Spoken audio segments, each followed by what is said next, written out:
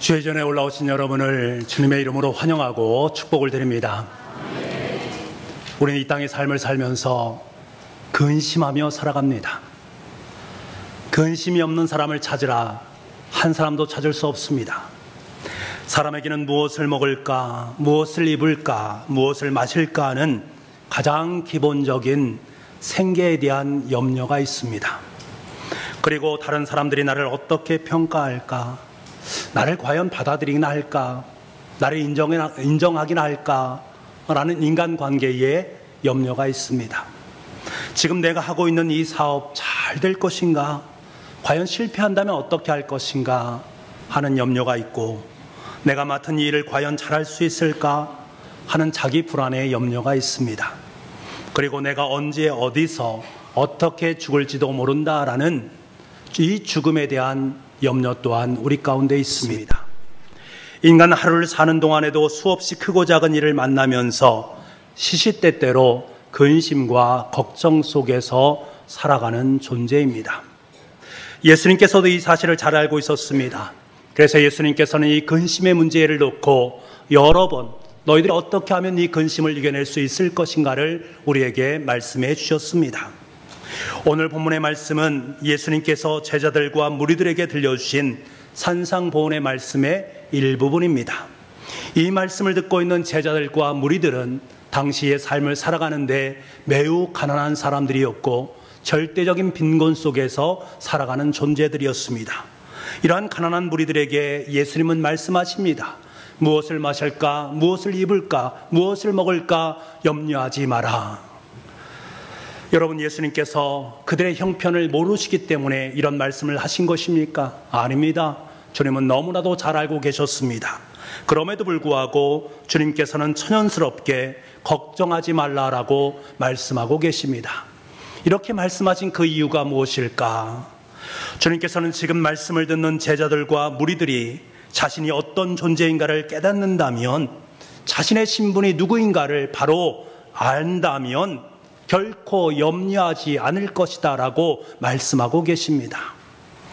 하나님께서는 우주 만물을 창조하시고 피조세계를 만드시고 그 모든 피조세계를 사랑으로 감싸 안아주셨습니다. 오늘 말씀을 보면 이 위대한 사랑의 마음이 고스란히 담겨 있습니다. 저기 공중에 나는 새를 보아라. 그 새들이 얼마나 아름답게 잘 나르고 있느냐. 하나님께서 그를 사랑하셔서, 새들을 사랑하셔서 이렇게 자유롭게 날 수 있지 않겠느냐. 들에 핀 백합화를 보아라. 보잘것없는 한 송이 꽃이지만 하나님께서 그것을 사랑하셔서 아름다운 꽃을 피우지 않느냐. 하물며 인간인 너희를 하나님께서 얼마나 사랑하시겠느냐 라고 말씀하십니다. 하나님께서는 자신이 만드신 모든 만물을 너무나도 사랑하셨습니다. 그런데 특별히 그 만물 중에서 인간을 더욱더 사랑해 주셨습니다. 그리고 모든 인간을 다 사랑하시지만 특별히 하나님의 사랑의 비밀을 베푸는 사람들이 있으니 그 사람들을 25절 말씀에 보면 너희들이라고 말씀하고 있습니다. 너희, 여기서 말하는 너희는 하나님에 의해서 택함을 받은 하나님의 자녀들을 의미합니다. 예수 그리스도를 믿음으로 고백하며 살아가는 성도들을 의미합니다. 하나님께서는 언뜻 보시기에 모든 우주 만물을 사랑하시는 것 같지만 특별히 인간을 더 사랑하십니다. 그리고 특별히 더 인간 중에서 자기 자녀된 우리를 가장 사랑하십니다.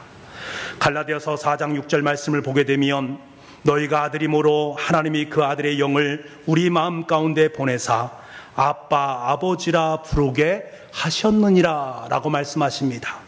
하나님께서 성령님을 우리 마음 가운데 보내주셔서 하나님을 아빠, 아버지라고 부를 수 있도록 허락해 주셨다. 이 말씀은 곧 하나님께서 저와 여러분의 아빠, 아버지가 되신다라는 말씀입니다. 여러분, 우리가 하나님을 아버지라고 부를 수 있는 것은 우리 안에 성령님이 계시다라는 증거입니다.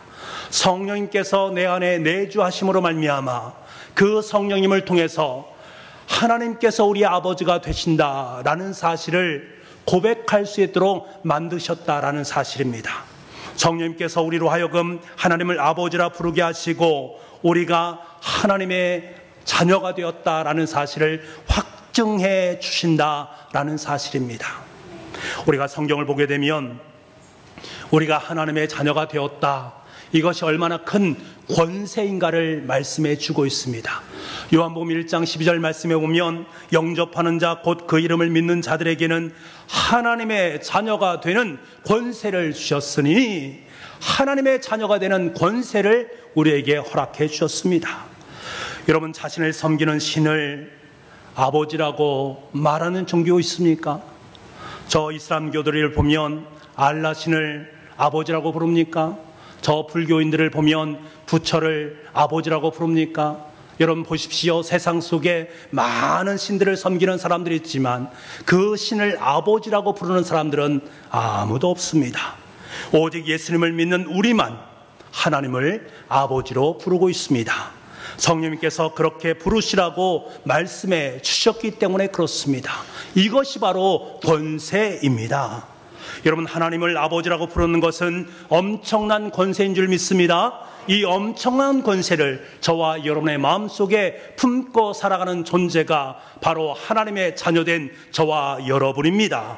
그러므로 여러분, 우리는 하나님을 아버지라고 부를 때마다 그 속에 담겨져 있는 엄청난 권세를 깨닫고 감사와 감격으로 하나님의 이름을 부를 수 있기를 간절히 소망합니다. 하나님 아버지라고 부를 때에 그 속에 담겨져 있는 엄청난 하늘의 권세를 마음껏 누릴 수 있기를 원합니다. 이 엄청난 권세를 주신 우리 아버지 하나님께서 저와 여러분에게 뭐라고 말씀하십니까? 염려하지 마라, 걱정하지 마라 라고 말씀하십니다. 우리가 하나님의 엄청난 권세를 믿는다면, 내 마음속에 그런 엄청난 권세를 누리며 살아가는 존재라면 우리는 이 주님의 말씀에 응답해야 됩니다. 우리는 염려하지 말고 이 땅의 삶을 살아가야 됩니다. 우리 아버지가 온 우주를 만드신 하나님이신데, 신분상 우리는 하나님의 아들이요 딸인데 이 세상에서 먹고 사는 그 문제로 염려한다라는 것은 너무나 어울리지 않는 일입니다. 지금 예수님께서는 신분상 하나님의 자녀에게 근심이란 것은 참말로 어울리지 않는 것이다 라고 말씀하고 계십니다. 여러분, 하나님의 소원은 우리가 하나님을 아빠라고 부르기를 원하십니다. 하나님께서는 우리가 아빠, 아버지라고 부르는 것을 너무나도 좋아하십니다. 저는 지금도 잊혀지지 않는 것이, 늘 저의 자녀들이 처음에 아빠라고 불렀을 때 지금도 잊혀지지 않습니다. 그때 정말로 모든 것을 얻은 것처럼 기뻤습니다. 지금도 그때를 생각하면 마음속에 기쁨이 듭니다. 내 아들과 딸이 나를 아빠라고 부르는 것, 그것만으로도 저는 너무나도 행복했고 너무나도 기뻤습니다. 하물며 우리가 하나님을 아빠라고 부르신다면 하나님께서 이것을 얼마나 기뻐하시고 얼마나 행복하게 여기실까? 여러분, 이 사실을 깨달아야 됩니다. 이 사실을 깨닫게 되면 우리는 하나님을 아빠, 아버지라고 부를 때 그 하나님의 미소를 느낄 수가 있습니다. 경험할 수가 있습니다. 하나님께서 나를 그토록 사랑하신다라는 확신을 품을 수 있습니다. 왜? 하나님께서 그 아빠, 아버지라는 그 말을 가장 좋아하고 가장 행복하게 여기시기 때문입니다. 그런데 이런 아빠 되시는 하나님 앞에서 매일매일 염려만 하고 앉아있다면 그 아빠 되신 하나님은 어떠실까? 만일 내 아들, 딸이 내 앞에서 염려거리만 한 보따리 내놓고 매일매일 그것을 반복하면서 하루하루의 삶을 살아가고 있다면 아빠인 저는 어떤 마음이 들겠습니까? 만약 아빠가 수천억의 재산을 가지고 있는데 어린 아들이 오늘 밥을 먹으면서 야, 내일 밥을 어떻게 먹을 수 있을까? 내일 어떻게 내가 살아갈 수 있을까라는 것을 염려하고 걱정하고 있다면 이 부자 아버지는 어떤 마음이 들까? 이것은 너무나도 어울리지 않는 일 아닙니까? 신분상 어울리지 않는 것입니다. 지금 예수님께서는 이것을 말씀하고 있습니다. 너희보다 훨씬 못한 꽃들도 새들도 걱정 없이 아름답게 살고 있지 않느냐? 이것들보다 더 사랑하고 더 아끼는 내 자식인 내가 염려하고 근심한다라는 것이 말이나 되는 이야기냐? 여러분, 염려는 하나님의 자녀인 우리에게는 정말로 어울리지 않는 일입니다. 그렇기 때문에 아빠 되시는 하나님 앞에서 염려의 보따리를 다 내려놓으시고 하나님 안에서 참된 자유함을 누릴 수 있는 저와 여러분 될 수 있기를 간절히 소망합니다. 그리고 주님께서는 또 우리에게 말씀하십니다. 27절 말씀에 너희 중에 누가 염려함으로 그 키를 한 자라도 더할 수 있겠느냐. 이런 이 말씀이 무슨 뜻입니까? 염려는 너희에게 전혀 유익이 되지 않는 백해무익한 것이다 라는 것을 일깨워 주고 계십니다. 제 아들 녀석이 어릴 적에는 키가 너무나 작았습니다. 상위 1% 안에 들었습니다. 몸도 작고 키도 작으니 부모님들은 얼마나 그것이 걱정이 되겠습니까? 아마 작은 아이를 가지고 계신 부모는 다 같은 마음일 것입니다. 아이의 키를 한 자라도 키우기 위해서 제 아내는 아침마다 씨름을 합니다. 전쟁을 치릅니다. 밥에 대한 전쟁입니다. 여러분, 그렇다고 제 자녀의 키를 한 자라도 더 키울 수 있겠습니까? 한 번은 교회 집사님 중에 아이의 성장이 되는 좋은 것이 있다라고 소개를 해주셨습니다. 고가 약품을 구입해서 6개월 동안 처방을 받기도 했습니다. 그런데 이것이 자녀의 키를 한 자라도 더 키울 수 있겠는가? 장담할 수 없습니다. 저는 그때 깨달았습니다. 이 27절 말씀이 정확히 하나님께서 저를 통해 들려주시는 음성임을 깨달았습니다. 1.1획 틀림없는 진리의 말씀인 것을 저는 피부로 경험할 수 있었습니다. 여러분, 내 자녀의 키는 단 1cm도 부모의 마음대로 키울 수 없습니다. 지금 주님은 이것을 말씀하고 계십니다. 이 키라는 것을 목숨이란 말과 동일한 의미로 사용되고 있습니다. 여러분, 여러분의 인생, 여러분의 삶 단 1분이라도 내 스스로 그것을 연장시킬 수 있습니까? 염려한다고, 걱정한다고, 근심한다고 여러분의 삶을 더 1분 더 연장시킬 수 있습니까? 만약 그럴 수 있다면 오늘부터 계속해서 염려만 하면 될 것입니다. 하지만 그런 것이 아닙니다. 이것은 전혀 백해무익한 것입니다.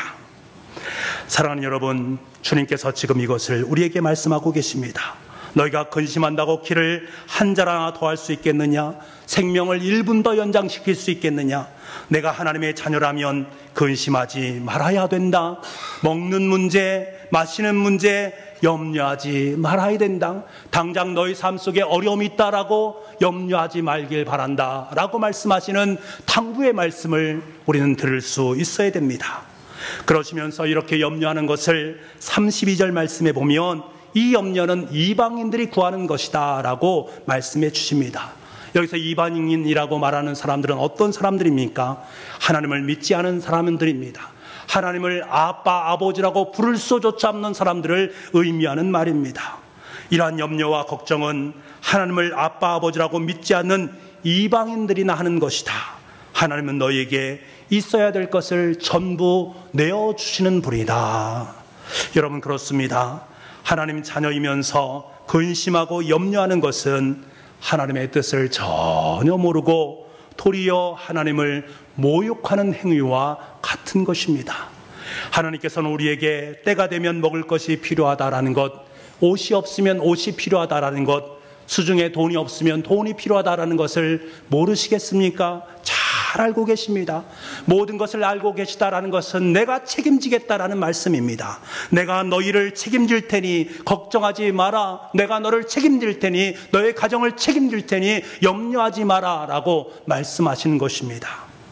그런데 이런 아버지의 마음을 전혀 모르고 날마다 염려의 보따리를 늘어놓고 있는 자녀가 있다면 얼마나 안타깝겠습니까? 사랑하는 내 자녀가 옆집에 가서 지금 먹을 것과 지금 마실 것이 없으니 이것을 어떻게 해결하겠습니까? 어떻게 하면 좋겠습니까? 옆집 아저씨에게 물어본다면 얼마나 부모의 마음이 비참하겠습니까? 부모의 입장에서는 이처럼 모욕적인 일이 어디에 있겠습니까? 내 아들이, 내 딸이 나를 아버지로 인정이나 하고 있는가 하는 모욕감을 느끼지 않겠습니까? 여러분, 한번 곰곰이 생각해 보시기 바랍니다. 온 우주를 창조하신 하나님을 아버지로 모시고 있고 하나님의 자녀가 되는 권세를 우리가 덧입었고 하나님의 자녀로 하나님과 동행하며 살고 있는 하나님의 자녀라면 내가 염려하고 걱정한다라는 것은 문제가 있는 것 아니겠습니까? 지금 주님께서는 이것을 말씀하고 있습니다. 사실은 저와 여러분은 염려할 자격조차 없는 사람들입니다. 저와 여러분이 염려할 자격이 없어요. 주님께서 염려하고 있는 우리에게 뭐라고 말씀하십니까? 34절 말씀에 이렇게 말씀하십니다. 우리 34절 말씀을 함께 읽겠습니다. 시작. 그러므로 내일 일을 위하여 염려하지 말라. 내일 일을 내일이 염려할 것이요 한날의 괴로움은 그날로 족하니라. 아멘. 염려가 무엇입니까? 지금은 아니지만 앞으로 있을 문제를 놓고 염려하는 것이 바로 염려 아니겠습니까? 하지만 앞으로 있을 내일의 문제를 저와 여러분이 어떻게 알 수가 있겠습니까? 아무도 내일 일을 보장할 수 없습니다. 아니, 1시간 앞에 우리 일도 보장할 수 없습니다. 어찌 보면 우리는 하루하루를 살아가는 존재라고 할 수 있습니다. 아무리 좋은 계획을 세울지라도 그것은 계획일 뿐 현실은 아닙니다. 내가 생각할 때 내일도 있고 모레도 있고 그 다음날도 있을 것으로 여기지만 하나님이 보실 때에는 아니라는 것입니다. 우린 너무나도 연약한 존재들입니다. 한날의 고통, 한날의 어려움을 짊어지고 살아가기조차 힘든 연약한 존재가 바로 저와 여러분입니다. 그날의 괴로움도 감당하기 어려울 정도인데 하물며 내일 일을 문제를 놓고 걱정한다라는 것은 너무나도 주제넘는 일 아니겠습니까? 오늘 나에게 준 이것도 어려운 문제인데 내일 것까지 함께 어려워하고 걱정하는 것 주제넘는 일일 수밖에 없습니다. 우리에게는 내일 문제를 놓고 걱정할 자격이 없다라는 거예요. 주님께는 지금 이렇게 말씀하고 계십니다. 내일도 모르는 내가 어떻게 내일 문제를 가지고 염려할 자격이 있겠느냐. 오직 오늘 하루에 최선을 다하고 오늘 하루 하나님께 주시는 일용할 양식에 감사하고 오늘 하루를 통해 주님을 기쁘시게 하고 주님께 영광 돌리는 삶을 살아가는 것이 가장 아름다운 것이다. 내일은 하나님께서 책임져 주시고 이끌어 주실 것이기 때문에 염려의 날이 내일이 날이 아니라 하나님께서 나를 어떻게 도와주시고 인도해 주실 것인가, 그 기대와 소망을 품는 날이 내일이다. 그러니 너무 주제넘게 염려하지 말고 걱정하지 말고 살아가거라 라고 말씀하십니다. 주님께는 누가복음 21장 34절에 저와 여러분을 향해서 이렇게 말씀하십니다. 너희는 스스로 조심하라. 그렇지 않으면 방탕함과 술취함과 생활의 염려로 마음이 둔하여지고 뜻밖의 그날이 덫과 같이 너희에게 임하리라. 너희 스스로 조심하라. 생활의 염려로 마음이 둔하여지고 라고 말씀하십니다. 주님께서 우리에게 마음이 둔하여지지 않도록 조심하라 라고 말씀하십니다. 마음이 둔하다는 것을 무엇을 말합니까? 감각이 없어지는 것을 의미합니다. 무능해지는 것을 말합니다. 염려에 사로잡히게 되면 아무리 좋은 사람의 신앙일지라도 그 신앙이 하루아침에 아름다운 신앙이 아닌 하나님과 거리가 멀어지는 신앙으로 전락할 수밖에 없다라는 거예요. 그 영혼이 침체가 오고 영혼의 어둠이 임할 수밖에 없다라는 것입니다.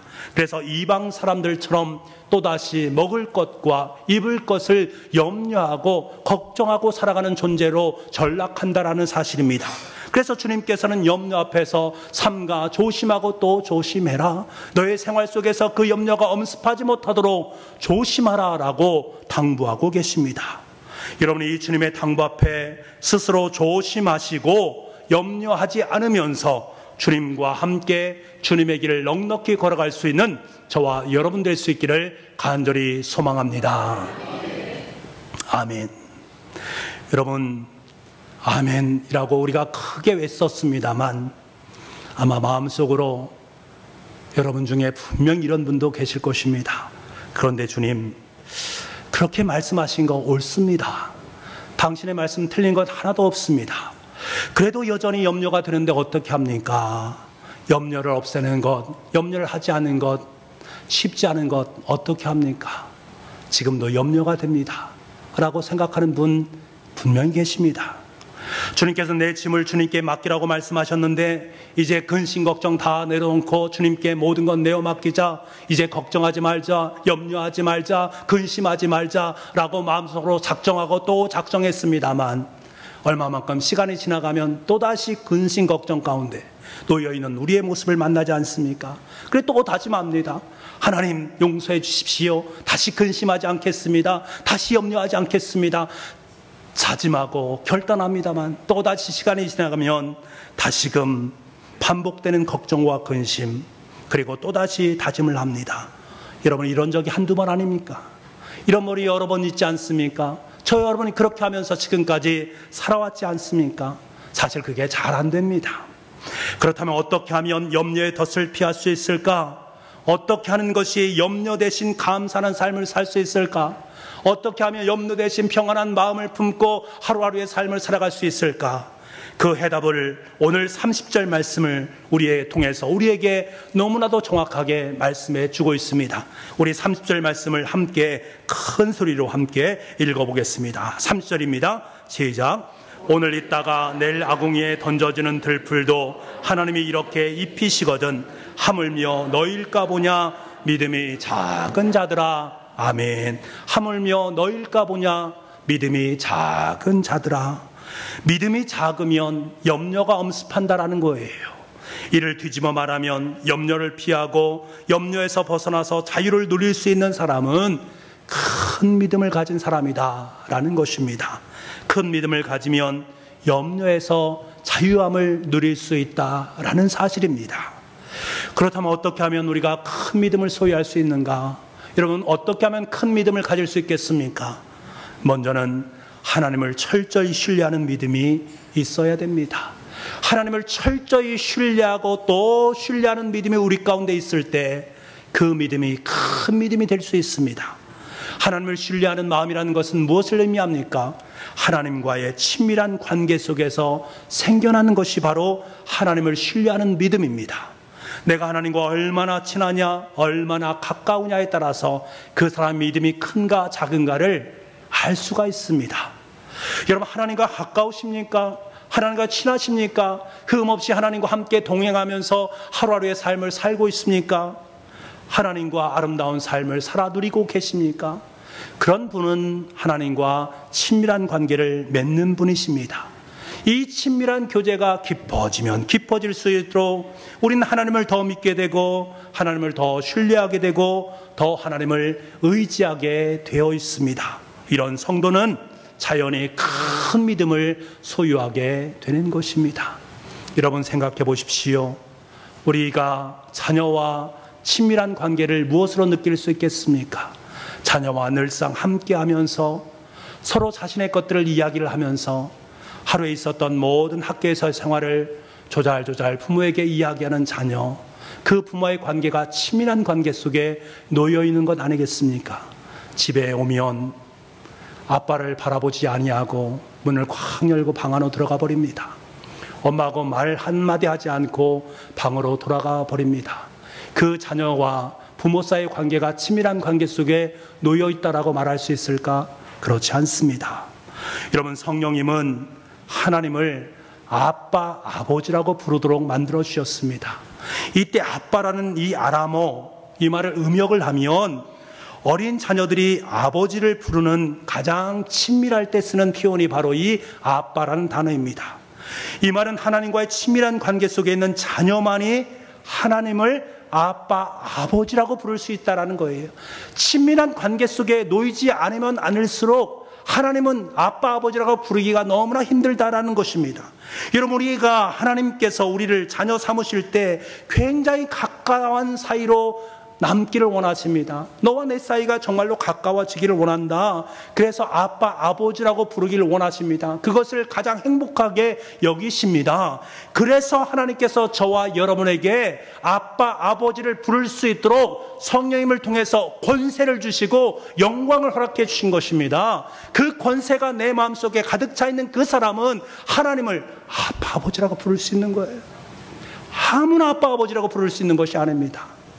여러분의 삶을 통해서, 여러분의 입술을 통해서 아무나 하나님은 내 인생의 아빠, 아버지가 되십니다. 아무나 부를 수 없다라는 사실입니다. 여러분, 우리 아빠 되시는 하나님과 친밀한 관계를 맺으시기를 바랍니다. 하나님을 믿고 친밀한 관계가 깊어질수록 하나님에 대한 더 큰 확신을 갖게 됩니다. 그렇게 되어지면 그 확신이 커지면 커질수록 여러분의 믿음은 더욱더 성장하게 되어 있습니다. 그때 점점 우리 안에 있는 염려의 문제, 근심의 문제는 사라지고 하나님의 평강이 여러분의 삶 속에 넘쳐나게 되어집니다. 왜 그런가? 그 중심에 하나님의 권세와 하나님의 영광으로 가득 채워지기 때문에 염려와 근심이 떠나간 그 자리에 하나님의 영광, 하나님의 권세가 임하기 때문에 그 권세를 품으면 우리는 당당하게 이 땅의 삶을 살아가는 큰 믿음의 존재로 살 수 있다는 사실입니다. 그리고 큰 믿음을 갖는 또 하나의 비결은 나는 하나님의 상속자가 되었다라는 이 사실을 분명하게 믿음으로 고백하고 마음속으로 품는 사람을 의미합니다. 저와 여러분 하나님의 자녀입니다. 하나님의 자녀다라는 이 말은 우리가 하나님의 상속자가 되었다라는 의미입니다. 로마서 8장 15절 말씀을 보게 되면 이렇게 말씀하고 있습니다. 우리 로마서 8장 15절 말씀을 함께 읽어보겠습니다. 시작. 양자의 영을 받았으므로 우리가 아빠 아버지라고 부르짖느니라. 아멘. 여기서 말하는 양자의 영이라는 것은 성령님을 의미합니다.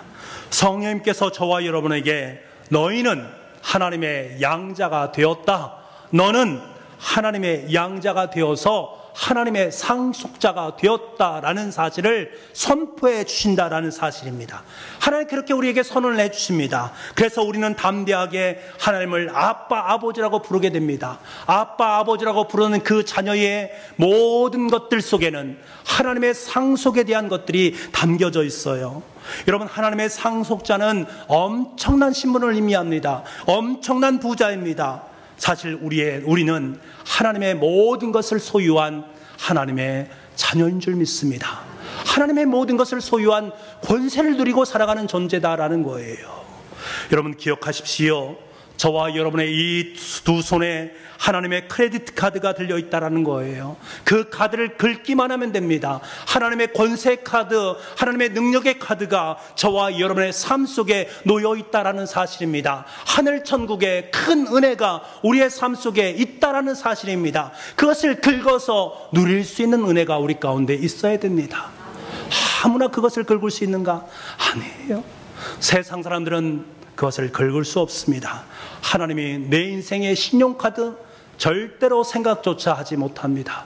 하지만 우리는 하나님의 자녀이기에 하나님의 모든 것을 품고 살아가기에 오늘도 하나님의 거룩한 은혜의 크레디트 카드를 긁으면서 하늘 천국의 은혜를 누리는 주님의 자녀가 된 줄 믿습니다. 성령님께서는 지금 우리에게 이 믿음을 품기를 원하시는 거예요. 하나님의 상속자라는 믿음으로 세상을 담대하게 살아가기를 원하십니다. 그런데 째찌하게 지금 나에게 있는 이 먹는 문제, 지금 나에게 있는 삶의 문제, 이것으로 전전긍긍하고 있는 우리의 모습을 본다면 하나님 얼마나 안타까워하실까? 얼마나 안타까워하실까? 이 사실을 믿게 되면 우린 더 이상 어떤 근심과 염려 속에서도 흔들리지 않을 수 있습니다. 당당하게 주님의 자녀로서의 삶을 살아갈 수 있습니다. 주님의 권세를 누릴 수 있습니다. 주님께 주시는 영광의 삶을 살아갈 수 있게 되는 줄 믿습니다. 이것이 바로 큰 믿음입니다. 이것이 바로 큰 믿음입니다. 저와 여러분에게 이 믿음으로 이 땅의 삶을 살아갈 수 있기를 원합니다. 찬송가 419장을 작사한 컷생 목사님은 참 특별한 개인적인 간증을 가지고 계십니다. 주 날개민 내가 평안히 쉬네 밤 깊고 비바람 불어쳐도 아버지께서 날 지키시리니 거기서 평안히 쉬리로다. 근심 걱정에서 자유함을 얻은 하나님의 자녀가 부르는 찬송입니다. 이 찬송을 쓴 컷생 목사님은 건강을 완전히 잃어버렸습니다. 나중에는 눈까지 어두워져서 강단에서 설교조차 할 수 없는 지경에 이르게 되었습니다. 게다가 부인까지 세상을 떠나가고 말았습니다. 이 목사님 곁에는 염려, 근심, 걱정이 가득 둘러싸인 환경 속에 놓이게 됩니다. 이런 어려운 환경 속에서 목사님은 하나님 앞에 털썩 무릎을 꿇습니다. 그리고 하나님께 기도합니다. 주님, 내가 비록 병든 몸이지만 주님께 이 몸을 맡기길 원합니다. 비록 눈이 어두워지고 있지만 눈이 어두워지는 이 몸을 가지고 주님을 위해 무엇인가 쓰임받기를 원합니다. 주님, 저를 도와주십시오. 주여 저를 도와주시옵소서. 아버지 저를 도와주옵소서. 그렇게 간구하고 기도합니다. 그때 하나님께서는 그에게 거룩한 시를 쓸 수 있는 특별한 은사를 주시게 되고 결국 그는 300개가 넘는 위대하고 아름다운 시를 짓게 됩니다. 여러분, 찬송가 419장은 이 위대한 경험이 고스란히 담겨 있습니다. 근심으로부터 염려로부터 자유함을 얻는 자의 아름다운 평안과 기쁨, 하늘의 권세가 고스란히 담겨 있습니다. 사랑하는 북부가족 여러분, 지금 우리는 러브로 삶 전도잔치를 진행하고 있습니다. 우리 각자 마음에 한 영혼을 품었습니다. 그 영혼을 위해서 우리는 눈물로 기도하고 있습니다. 지금까지 우리가 흘린 눈물 참 많이 있습니다.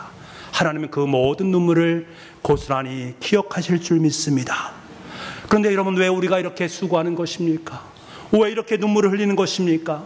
지금 이들에게 가장 필요한 것이 다른 것이 아닙니다. 아빠, 아버지. 그들에게 필요한 것은 다른 것이 아니라 아빠, 아버지가 필요한 것입니다. 하루하루 근심과 염려로 살아가는 이들에게 참된 소망과 참된 자유함을 줄 수 있는 아빠, 아버지, 하나님, 그분이 바로 그들에게 가장 필요합니다. 그래서 저와 여러분에게 전도의 사명을 주신 것입니다. 염려 근심하고 있는 남편이 보입니까? 염려 근심하고 있는 아내가 보이십니까? 염려 근심으로 눈물을 짓고 있는 부모님들이 보이십니까? 눈물로 하루하루의 삶을 살아가고 있는 우리 자녀들의 모습이 보이십니까? 오늘도 염려가 가득 차서 어떻게 이 세상을 살아갈 것인가 걱정하고 있는 여러분의 삶에 있는 지인들이 보이십니까? 보이셔야 됩니다. 이들에게 필요한 것은 하나님입니다.